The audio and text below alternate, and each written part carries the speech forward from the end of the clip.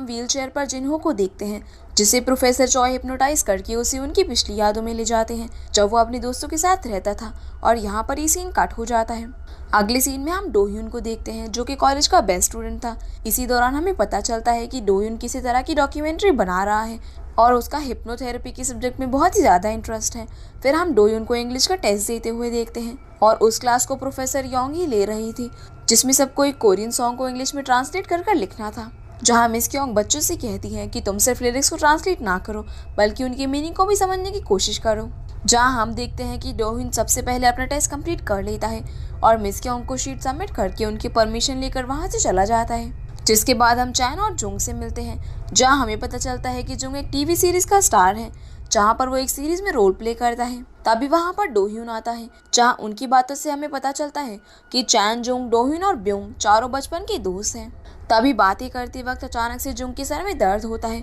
जिस पर डोह्यून उससे पूछता है कि वो ठीक तो है ना, जिस पर वो कहती है कि वो ठीक है और वहाँ से चली जाती है। फिर चैन और डोह्यून रात में पार्टी करने की सोचते हैं, जिसमें वो लोग ह्यूंग और ब्योंग को बुलाने की बातें करते हैं ताकि उन दोनों के बीच में सब पहले की तरह नॉर्मल हो सके। अब ये किस बारे में बात कर रहे हैं इसका हमें आगे पता चलेगा। इसी बीच वहाँ पर एक लड़की आकर डोह्यून से कहती है कि तुम्हें प्रोफेसर क्योंग ने बुलाया है। इसीलिए डोह्यून तुरंत उनके पास जाता है, जहाँ वो उसे जिन्हो से मिलवाती है, जो कि इस स्कूल में एक न्यूकमर स्टूडेंट है और वो कुछ हफ्तों से मिस्टर चॉय से हिप्नोटिक ट्रीटमेंट ले रहा है, क्योंकि उसने एक कार एक्सीडेंट में अपनी मॉम डैड को खो दिया था और इसीलिए वो ये ट्रीटमेंट ले रहा था। अब मिस क्योंग डोह्यून को जिन के साथ रहने को कहती है ताकि वो उसकी कुछ हेल्प कर सके, जिसके लिए डोह्यून तुरंत खुशी खुशी मान जाता है और जिन्हो उसके साथ वहाँ से चला जाता है। फिर जिन्हो डोह्यून से उसकी डॉक्यूमेंट्री के सब्जेक्ट के बारे में पूछता है, जिस पर वो बताता है कि मैं वो डॉक्यूमेंट्री अपनी साइकोलॉजी क्लास के लिए बना रहा हूँ, जिसपे मैं हिप्नोथेरेपी के जरिए लोगों की उन यादों को मिटाने की कोशिश कर रहा हूँ जिनकी वजह से वो बचपन में गिल्टी नहीं थे लेकिन अब है।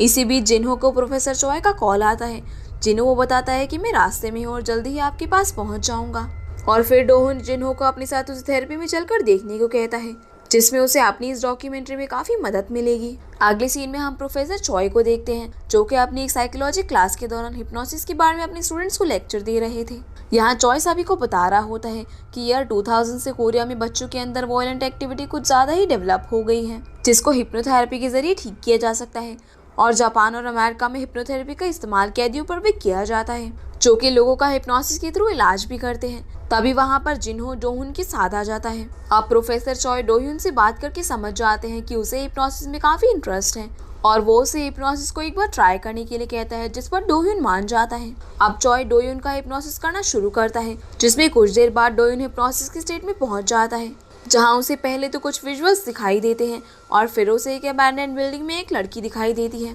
जिसका फेस किसी बोरे जैसी चीज से कवर था और वहां उसे एक आदमी भी दिखता है। अब डोह्यून किसी अनजान कारण की वजह से उस आदमी से डर जाता है और हिप्नोसिस के स्टेट से बाहर आ जाता है, लेकिन वो बहुत ही डरा हुआ और कंफ्यूज भी था, जिस पर प्रोफेसर चॉय उसे कहते हैं कि वक्त के साथ साथ तुम्हारी बाकी खोई हुई मेमोरी भी वापस आ जाएंगी। फिर हम चांग और ब्योंग को एक रेस्टोरेंट में देखते हैं। तभी वहाँ पर डोह्यून जिन्हो के साथ आता है और डोह्यून सबको जिन्हो से इंट्रोड्यूस करवाते हुए बोलता है कि ये मेरी साइकोलॉजी असाइनमेंट में मदद कर रहा है और ये एक न्यू कमर है जिसका अभी अभी यहाँ पर ट्रांसफर हुआ है। फिर वो लोग आपस में अच्छे से बात कर रहे थे। तभी वहाँ पर जुंग आ जाती है और उसे देखकर ब्योंग का मूड ऑफ हो जाता है और दोनों के बीच उनके रिश्ते को लेकर आर्ग्यूमेंट स्टार्ट हो जाती है। तभी अचानक से जिन्हो का फोन बजने लगता है और चैंग को उनके आर्ग्यूमेंट का टॉपिक अवॉइड करने का मौका मिल जाता है, लेकिन ब्योंग वहां से गुस्सा कर चला जाता है, जिसके पीछे डोह्यून भी जाता है, जहां वो ब्योंग को समझाने की कोशिश करता है और टॉपिक चेंज करते हुए उससे पूछता है कि वो बॉक्सिंग क्यों छोड़ रहा है और इसके बाद वो क्या करेगा,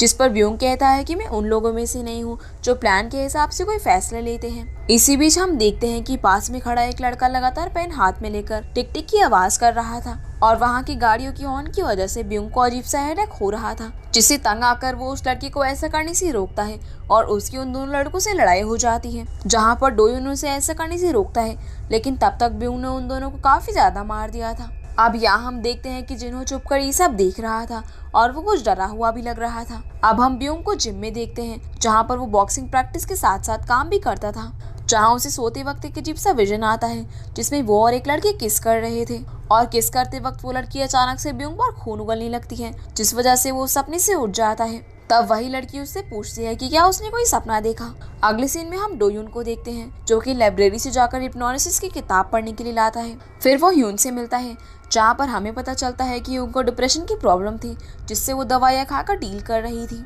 अब उसको दवा खाते देख डोह्यून उसे प्रोफेसर चॉय के बारे में बताता है और उनसे जाकर हिप्नोथेरेपी लेने की सलाह देता है, जिस पर ह्यून वहाँ जाने के लिए मान जाती है। जिसके बाद हमें ह्यूनजुंग का हिप्नोटिक स्टेट दिखाया जाता है जहाँ वो भी उसी बच्ची को देखती है जिसका फेस एक बोरे से कवर था, और वहाँ पर जुंग अपने साथ साथ अपने दोस्तों का बचपन भी देखती है जहाँ उसे 4 बच्चे जिनमें वो भी एक थी किसी को फांसी पर लटका हुआ देख रहे होते हैं। फिर जुंग अपने हिप्नोटिक स्टेट से बाहर आती है और वहाँ पर प्रोफेसर चॉय भी होते हैं जो उसे कहते हैं कि लगता है कि तुम सो गई थी। मतलब डोयुन की बात मानकर जुंग प्रोफेसर चॉय के पास हिप्नोथेरेपी के लिए आई थी। अगले सीन में हमें जिन्हो, चांग और डोयुन दिखाए जाते हैं जहाँ डोयुन अपनी हिप्नोसिस की बुक के बारे में उन दोनों को बता रहा था कि इस बुक के मुताबिक किसी को भी हिप्नोटिक स्टेट में भेजना बहुत ही आसान है, लेकिन वहाँ से उसे वापस लाना बहुत ही मुश्किल है, जिसके कारण कभी कभी इंसान हमेशा के लिए उसे हिप्नोटिक स्टेट में फंस कर रह जाता है। जिसके बाद डोयुन मजाक में चैंग से उस पर हिप्नोसिस करने को कहता है, लेकिन चैंग इनकार कर देता है। पर तभी जिन्हो डोयुन से कहता है कि तुम मुझ पर इस बुक की मदद से हिप्नोसिस करो, क्योंकि मुझ पर हिप्नोसिस करना आसान है, भले ही सामने वाला बिगिनर क्यों ना हो। जिसके बाद डोयुन उस बुक में लिखे इंस्ट्रक्शन की मदद से जिन्हो को हिप्नोटाइज करना शुरू करता है। दूसरी तरफ हम जुंग को देखते हैं जो कि डांस प्रैक्टिस कर रही थी। तभी अचानक से उसके पैर में एक पिन घुस जाती है जिससे उसे काफी तकलीफ होती है, लेकिन तभी अचानक से वहाँ की लाइट चली जाती है और जब लाइट आती है तो उसे सामने एक आदमी दिखता है जिसका चेहरा वैसे ही बोर्ड में बंधा हुआ था जिसे उसने उस बच्ची के फेस पर देखा था। अब वो आदमी जुंग का गला दबाने लगता है और अगले ही पल वहाँ पर कोई नहीं होता, मतलब कि जुंग ये सब हेलुसिनेट कर रही थी। अब सीन कट होकर डोयुन की तरफ आता है जिसने सच में जिन्हो को हिप्नोटाइज कर लिया था, जिसे उस बुक के अनुसार डोयुन उसे उसकी पुरानी मेमोरी दिखाना चाह रहा था, लेकिन जिन्हो को बहुत तेज उजाला नजर आता है जिसमें वो किसी को भी देखकर बुरी तरह से डर जाता था और डोयुन उसे बड़ी मुश्किल से उठा पाता है, लेकिन जिन्हो स्टेट से बाहर आ जाता है और हम देखते हैं कि डोयुन के फोन पर जुंग का कॉल आ रहा था। फिर हमें अगले दिन का सीन दिखाया जाता है जहाँ पर डोयुन लगातार जुंग को कॉल कर रहा था, लेकिन वो उसके फोन का आंसर नहीं दे रही थी। तभी डोयुन के सामने अचानक से जुंग आकर गिरती है और उसका फोन अभी भी बज रहा था, मतलब कि जुंग ने सुसाइड कर लिया था। अब जुंग के फ्यूनरल में हम डोहुन और चांग को देखते हैं जिनकी बातों से हमें पता चलता है कि जुंग को अभी भी इस बारे में नहीं पता है क्योंकि वो फोन नहीं उठा रहा था। जिसके बाद इंस्पेक्टर उन्हें बताते हैं कि जुंग ने सुसाइड किया था और उसने सुसाइड नोट के तौर पर एक फेमस कोरियन सॉन्ग के लिरिक्स लिखे थे जिसका मतलब किसी को भी नहीं पता था। फिर हम ब्यूंग को देखते हैं जो कि बॉक्सिंग प्रैक्टिस कर रहा था। तभी वहाँ पर उसे जुंग दिखाई देती है और वो उससे पूछता है कि तुम यहाँ पर क्या कर रही हो। उसी समय उसका फोन बजता है जिससे वो उठा लेता है। वो कॉल डोयुन का था जो उसे जुंग की मौत के बारे में बताता है। तब ब्यूंग उसे बताता है कि वो मेरे सामने बैठी है, जिस पर डोयुन उसे वार्निंग देता है और कहता है कि वो जुंग नहीं है और ब्यूंग को तुरंत वहाँ से निकलने के लिए कहता है, जिसके बाद फोन कट हो जाता है। अब जब ब्यूंग आगे बढ़कर जुंग को चेक करता है तो वो देखता है कि जुंग ने अपनी आंखें अपने हाथों से नोचकर निकाल ली हैं और वो ब्यूंग से कहती है कि तुम भी अपनी आंखें बंद कर लो और तुम्हें जो भी दिखी उस पर बिल्कुल भी विश्वास मत करना। अब हम ब्यूंग की आंख खुलते हुए देखते हैं, मतलब कि उसका ये एक और हेलुसिनेशन था। तभी उसका फोन बजता है जहाँ डोयुन उसे जुंग की सुसाइड के बारे में बताता है। फिर हम दोनों को एक साथ देखते हैं जहाँ पर डोयुन ब्यूंग को बताता है कि जुंग ने कल उसे कॉल करके बोला था कि चॉय की हिप्नोथेरेपी के बाद उसे अजीब अजीब विजन्स आ रहे हैं और उन्हें अपने बचपन में ऐसा मजाक नहीं करना चाहिए था क्योंकि उसे ये भी लग रहा था कि सियोंगमिन अपना बदला लेने के लिए वापस आ गई है, लेकिन उन दोनों में से किसी को भी याद नहीं था कि सियोंगमिन कौन है। अब हम फिर से गाड़ियों की हॉर्न की आवाज से ब्यूंग को हिप्नोटाइज होता हुआ देखते हैं जहाँ उसे एक आदमी दिखता है जिसे कुछ पुलिस वाले अरेस्ट कर ले जा रहे थे और उसे वही बच्ची की एक झलक दिखती है। तभी वो अपनी हिप्नोटिक स्टेट से बाहर आ जाता है। अगले दिन हम जिन्हो को देखते हैं जो कि जुंग की मौत से डरा हुआ था और कॉलेज में अकेले जाता है और वो उसी साइड से होकर गुजरता है जहाँ पर जुंग ने सुसाइड किया था और उसे जुंग की आवाज भी सुनाई देती है जो उसका नाम पुकार रही थी। फिर जिन्हो एक टेस्ट देने जाता है जहाँ पर वो अचानक से ही अजीब हरकतें करने लगता है, जैसे अपने कान को बार बार खुजलाना और पेन पेंसिल को बार बार तोड़ देना। फिर वो ब्लेड से पेंसिल छीलने जाता है, लेकिन हम देखते हैं कि वो अपनी उंगलियों को ही छील रहा था, जिस पर मिस क्योंग उसे आकर रोकती है। वही डोयुन इस बिल्डिंग के बारे में पता करता है जिसे वो अपने विजन में देखता था, जो कि चर्च का बनाया हुआ एक एबैंडन्ड हॉस्पिटल है। दूसरी तरफ चांग को भी उसी बच्ची का सपना आता है जिसे देखकर वो काफी डर जाता है और अगले दिन हम चांग, ब्यूंग और डोहुन को एक साथ देखते हैं जो कि इस बारे में डिस्कस कर रहे थे और वो लोग सोचते हैं कि जुंग जिस सियोंगमिन के बारे में बात कर रही थी उसका पता हमें इसी हॉस्पिटल से मिलेगा। फिर ब्योंग और डोयुन पहले वहाँ से प्रोफेसर चॉय के पास जाते हैं, जहाँ उन्हें पता चलता है कि उन्हें शायद इसके पहले भी किसी ने हिप्नोटाइज किया हुआ है और यही कारण है कि इन चारों को एक साथ बचपन बिताने के बाद भी कुछ भी याद नहीं था और इन सभी को जो भी दिख रहा है वो हेलुसिनेशन नहीं बल्कि हिप्नोटिज्म है, जो कि इनके किसी पर्टिकुलर चीज को देखने या सुनने के कारण इनकी हिप्नोटिक स्टेट एक्टिव हो जाती है, जिसे वो लोग हिप्नोटिक ट्रिगर कहते हैं। अब वो लोग वहाँ से बाहर निकलते हैं और हिप्नोटिक ट्रिगर की बात सुनकर ब्योंग डोहुन से अपने बारे में बताता है कि मुझे भी तुम लोगों की तरह एक बच्ची दिखाई देती है। जिसके बाद वो लोग उस हॉस्पिटल के अंदर पहुँचते हैं, जहाँ के बारे में डोयुन को याद आता है कि वो इसी जगह को देखा करता था, जहाँ पर एक गार्ड आकर इन लोगों को पकड़ लेता है और पूछने पर वो लोग बताते हैं कि उन्हें किसी स्योंगमिन नाम की लड़की के बारे में जानना है, जिस पर गार्ड कहता है कि वो बच्ची 10 साल पहले यहाँ पर मर चुकी है। और इस बात को सुनकर ब्योंग और डोयुन हैरान रह जाते हैं। आगे वो गार्ड बताता है कि यहाँ पर बच्चों का ट्रीटमेंट होता था और यहाँ का डायरेक्टर बच्चों को शरारत करने पर उन्हें बेसमेंट में बंद कर सजा देता था, जिसके कारण स्योंगमिन जलकर मारी गई थी और पुलिस ने डायरेक्टर को पकड़ लिया। फिर डायरेक्टर ने फांसी लगाकर सुसाइड कर लिया और तभी से ये हॉस्पिटल बंद है। आगे वो बताता है कि उनमें से एक बच्चा थोड़ा पागल हो गया था, जिसे नेशनल साइकियाट्रिक हॉस्पिटल में एडमिट करवा दिया गया। दूसरी तरफ हम चांग को देखते हैं, जिसे वही बच्ची दिखाई देती है, जिसे देखकर वो हिप्नोटाइज हो जाता है और एक बड़े बर्तन में खौलता हुआ पानी अपने मुंह पर डालकर सुसाइड कर लेता है, जहाँ पर उसके सामने वही बच्ची खड़ी थी। दूसरी तरफ डोयुन ब्योंग से कहता है कि तुम पुलिस स्टेशन जाकर उस पागल लड़के के बारे में पता करो और मैं फिर से अपने सवालों के जवाब के लिए प्रोफेसर चॉय के पास जा रहा हूँ।